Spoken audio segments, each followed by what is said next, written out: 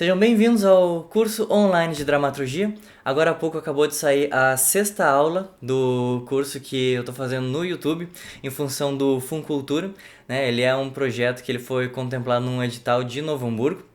E aí eu propus 6 aulas e 2 lives onde eu poderia começar a trabalhar sobre isso. É um projeto artístico-cultural financiado com recursos do Fundo Municipal de Cultura de Novo Hamburgo, que é o Funcultura. Agora teve a primeira live que eu falei sobre as 3 primeiras aulas, e aí agora tem a aula 4, 5, 6, e eu tenho alguns complementos para fazer sobre elas. As últimas 3 aulas foram sobre construção de personagem, sobre monólogos, diálogos e processos complementares, que eram exatamente processos de criação neste período e processos colaborativos de criação também, que, enfim, para qualquer período. É que é muito filosófico também o jeito que eu penso como escrever dramaturgia, e aí tem 2 elementos importantes que é o que eu acho que eu até falo mais sobre uma questão filosófica do que sobre uma questão dramatúrgica nos vídeos, que é a questão da gente não julgar o próprio trabalho enquanto está fazendo ele, que a gente possa concluir pelo menos um rascunho do que a gente quer, para a gente depois poder fazer uma análise crítica, de preferência até dando alguns dias de distância para depois poder ler como uma coisa relativamente nova, porque a gente, como artista, a gente é muito crítico em relação a gente mesmo, não quero generalizar tanto, mas é uma coisa que eu vejo de uma forma mais comum, de que a gente se critica bastante, a gente tá sempre achando que a gente é insuficiente ou que a gente não tá bom o suficiente, porque a gente é difícil ter essa visão de fora estando dentro, né? É difícil a gente se olhar de fora sendo que a gente é a gente tá com a gente. Então, a gente não tem, é a mesma coisa que a voz.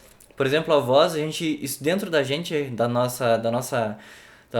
nossas cavidades, a gente escuta a nossa voz de um jeito. Quando a gente se ouve, a gente escuta ela de um outro jeito. Então a gente se acostumar com a nossa voz ouvida é diferente da gente estar de boa com a gente falando a nossa voz que a gente ouve quando a gente fala. E eu acho que para escrever, para atuar ou para qualquer arte, na verdade, a gente acaba tendo esse paradoxo, essa questão meio que contraditória, que é uma coisa quando a gente tá escrevendo como a gente sente e depois analisando aquilo que a gente escreveu. Quando a gente ouve alguém falando, a gente tem uma ideia da voz daquela pessoa. Quando a gente vê o texto de alguém, parece que é muito mais fácil analisar um texto do outro do que analisar o nosso próprio. E talvez em parte, me parece às vezes que isso é porque a gente analisa o nosso próprio texto no momento em que a gente está escrevendo.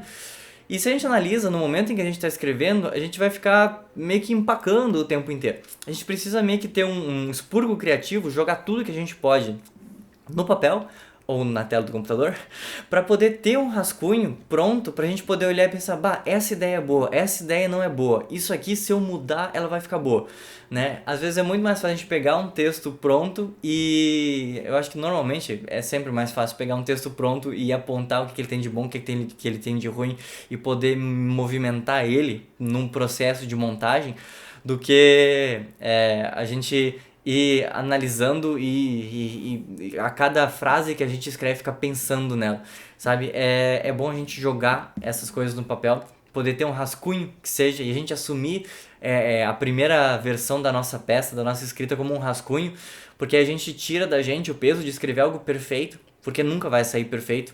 Escrever algo perfeito de primeira significa só que você não teve paciência para reler depois que você terminou de escrever. Porque se você reler o que você escreveu, você vai querer mudar a coisa. É muito difícil você ler e pensar, nossa, perfeito, eu sou incrível, eu sou maravilhoso, eu sou um gênio. Tudo bem, pode acontecer, não sei, não costuma acontecer muito. Mas esse olhar crítico é interessante.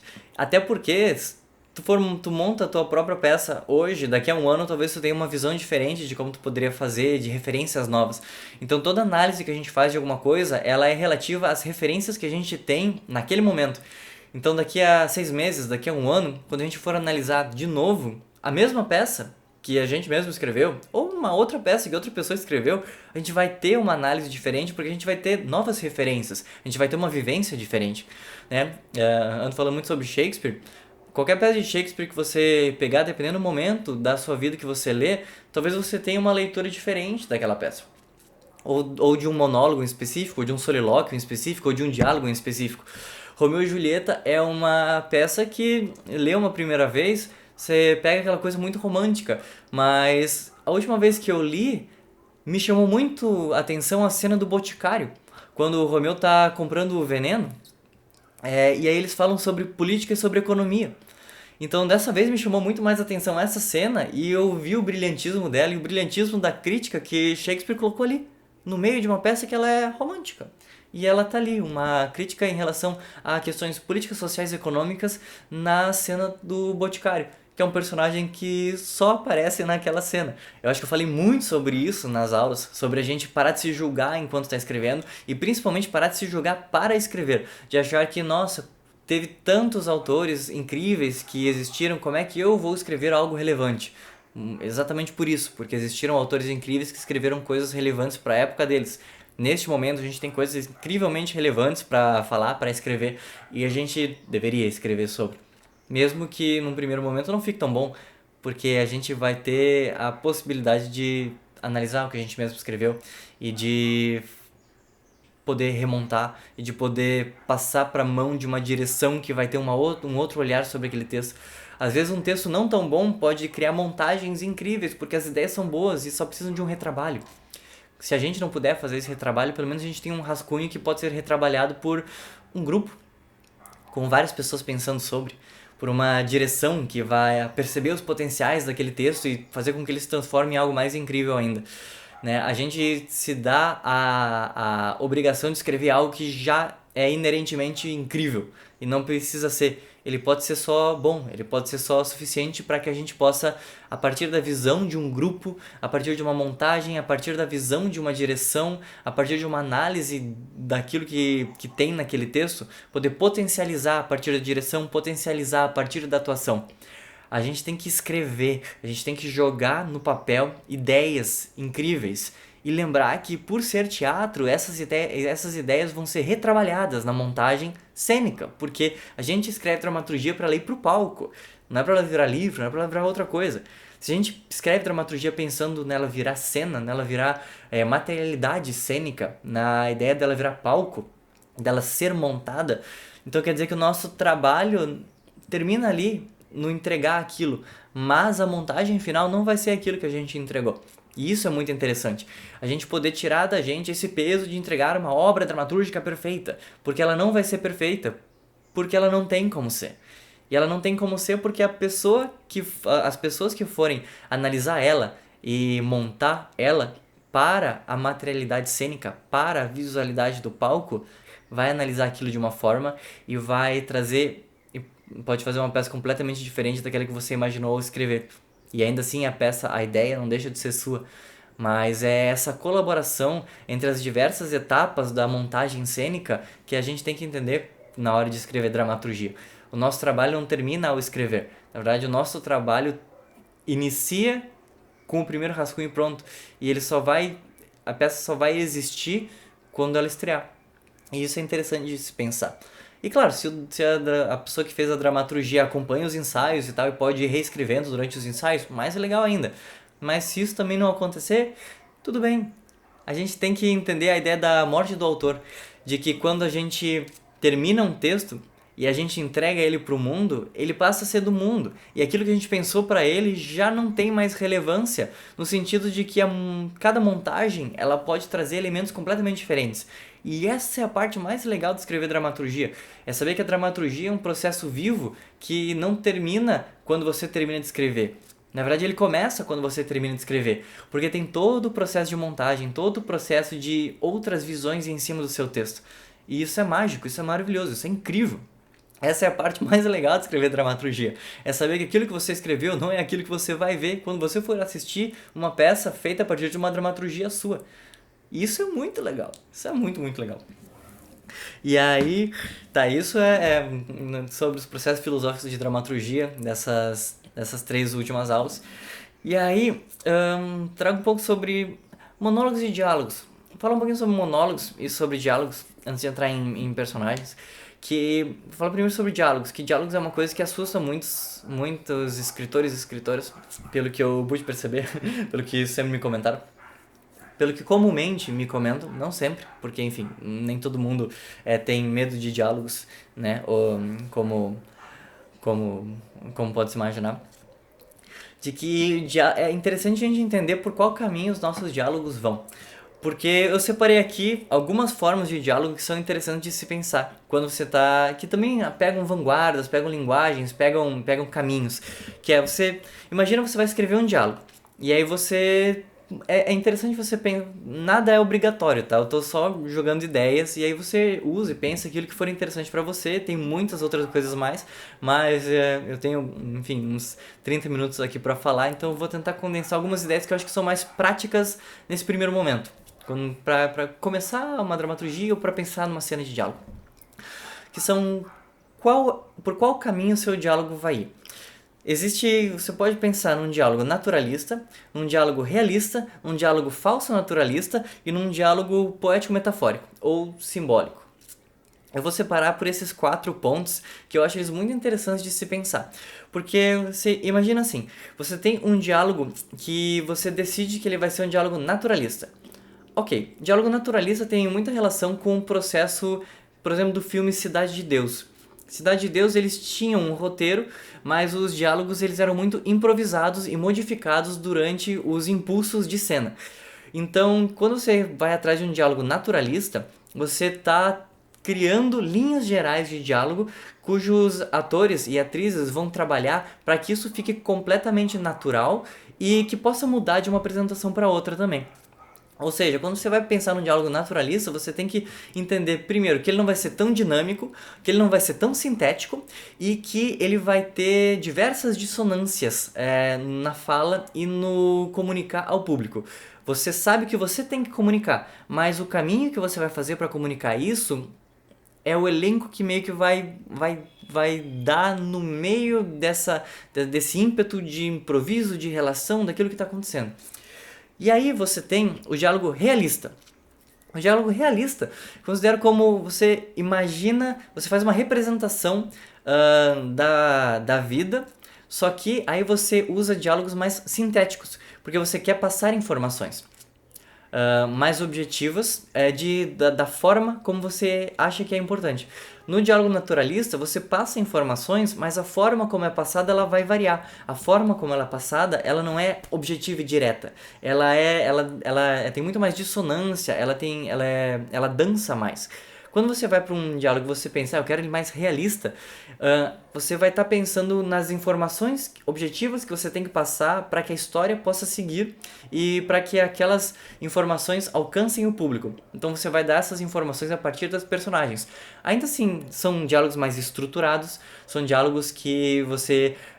uma frase, ela conecta com a outra, né? Os personagens acabam soando mais inteligentes, os personagens acabam soando mais sacadinhas de escrita, sacadinhas dramatúrgicas, sacadinhas de diálogo, né? O Aaron Sorkin, que é o escritor de A Rede Social, que é o escritor do West Wing, Newsroom, enfim, tem outros filmes dele. A Rede Social eu acho que é o mais famoso assim dele, que é com o David Fincher, o diretor.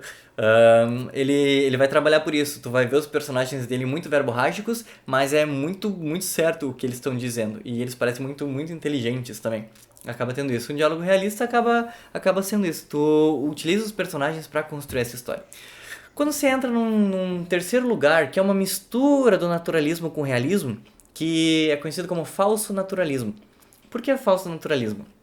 Porque você vai passar as informações de forma objetiva, igual ao realismo, mas você vai criar as mesmas dissonâncias que existem no naturalismo.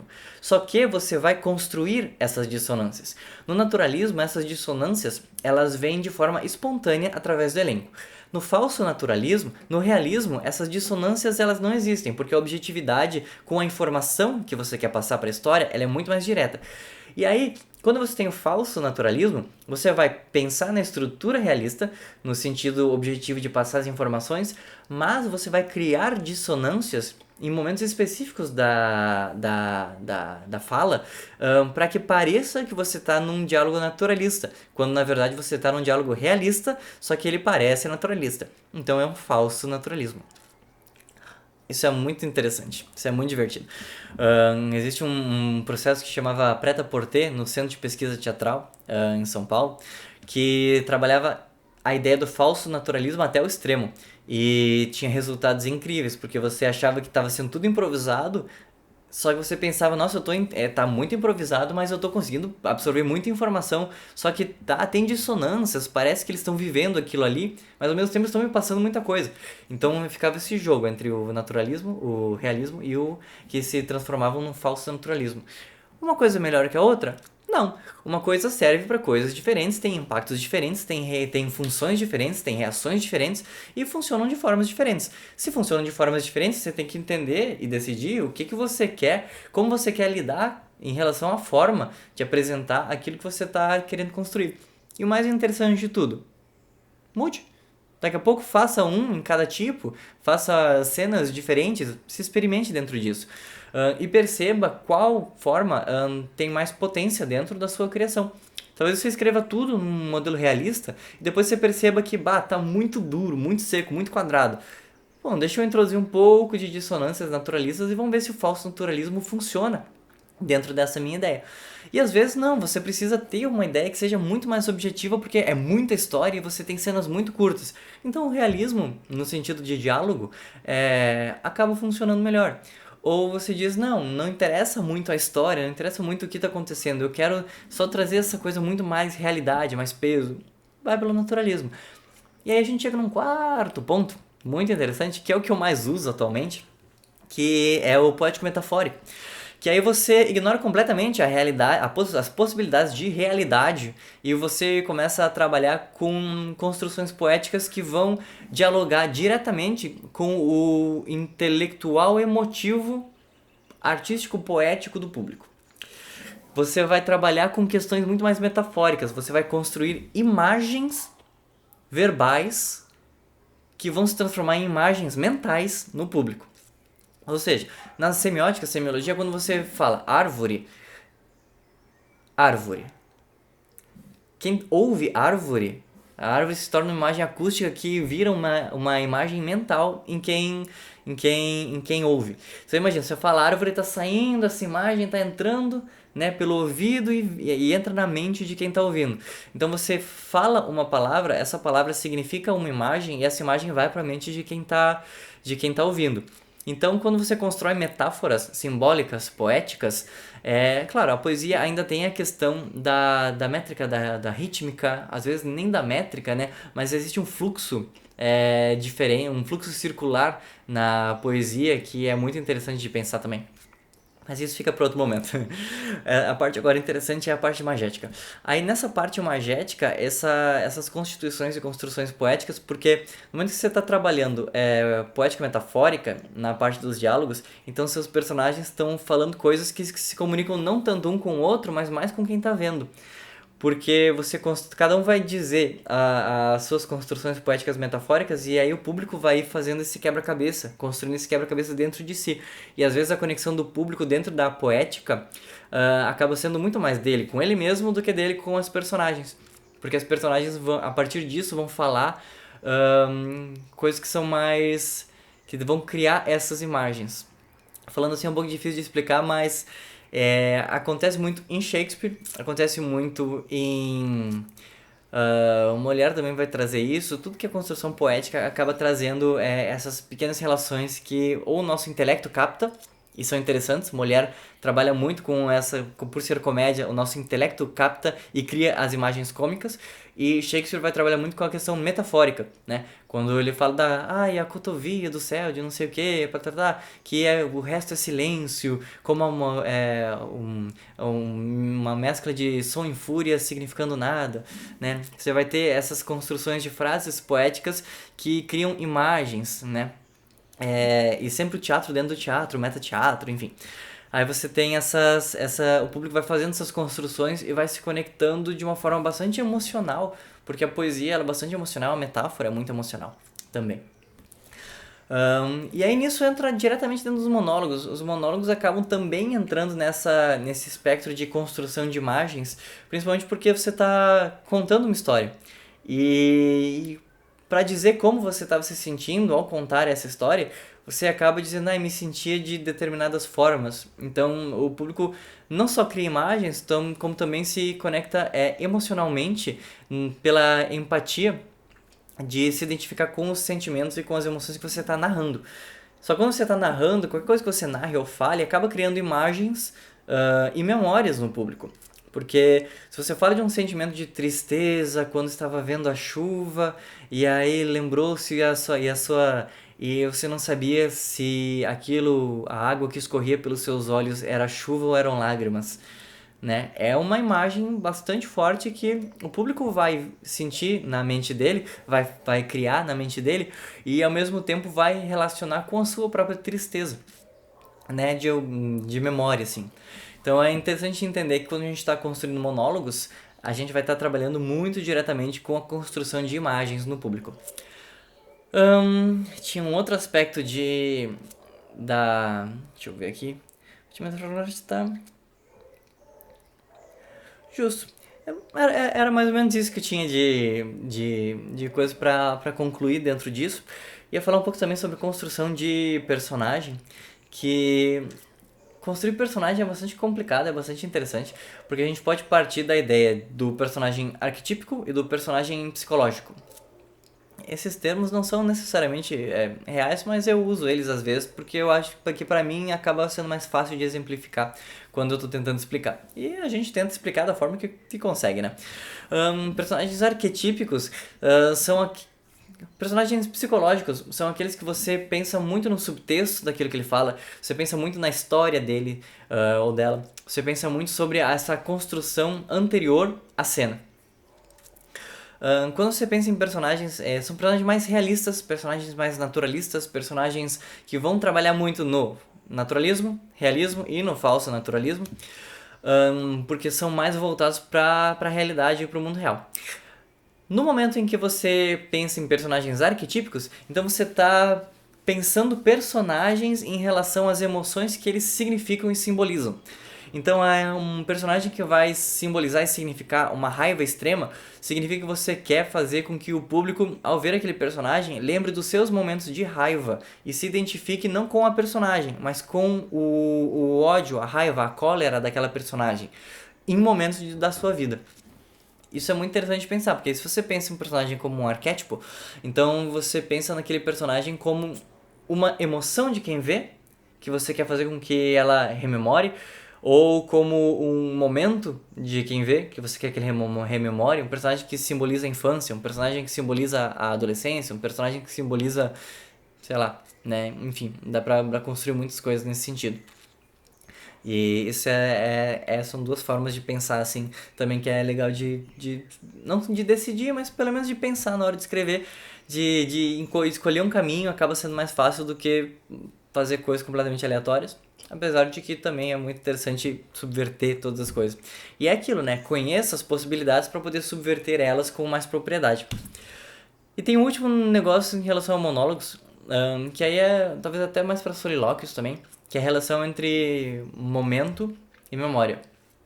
Isso é muito de atuação também, mas eu acho que para escrever também funciona, que é a sua personagem, ela tá falando este monólogo solilóquio em estado de momento, ou diálogo mesmo, ou estado de momento ou estado de memória. Quando a personagem está falando em estado de momento, significa que ela existe naquele espaço e ela se comunica diretamente com o público.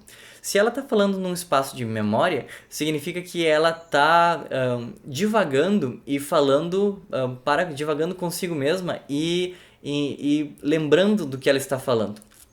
Sem conexão com o entorno. Ela não existe em relação a mais nada. Num estado de momento, ela existe em relação ao que a cerca. E num estado de memória, ela existe para dentro dela, sem relação com aquilo que a cerca.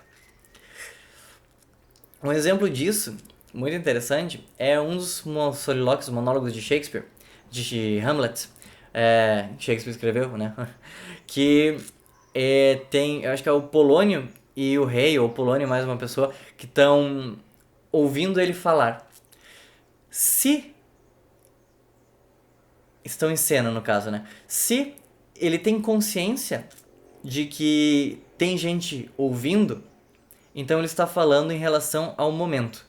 Então ele vai falar lembrando que ele está sendo ouvido. Então ele vai estar falando aquilo em relação a quem ouve em cena, porque ele sabe que tem mais gente ouvindo ele, mais outros personagens ouvindo ele. Agora, se ele tá em estado de memória, ou em estado de divagação, então aquelas personagens não existem. E ele tá falando para com ele mesmo, ele tá interiorizando aquilo ou num espaço suspenso, caso aqueles personagens sejam irrelevantes para o momento ou nem estejam na cena, caso a direção não coloque eles em cena e jogue Hamlet para um momento de divagação dentro da sua própria memória ou da sua própria internalidade. Por hoje, na verdade, era isso. Eu queria trazer esses elementos, né? Ter um pequeno momento para poder trazer isso aqui também e deixar isso aqui salvo.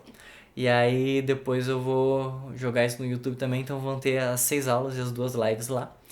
E encerrando, né, este primeiro ciclo, essa primeira temporada, caso tenham outras, né, tentar trazer ainda mais algum conteúdo em relação à dramaturgia, em relação à atuação, em relação a muitas coisas, tentar dar prosseguimento ao laboratório online de atuação e dramaturgia e, né, trocar informações, trocar conceitos e sempre bom trazer um pouco daquilo que a gente pensa, reflete, né, acho que a arte é muito isso, né. Então é isso aí. Valeu, gente. Até mais. Se cuidem. Forte abraço e até a próxima.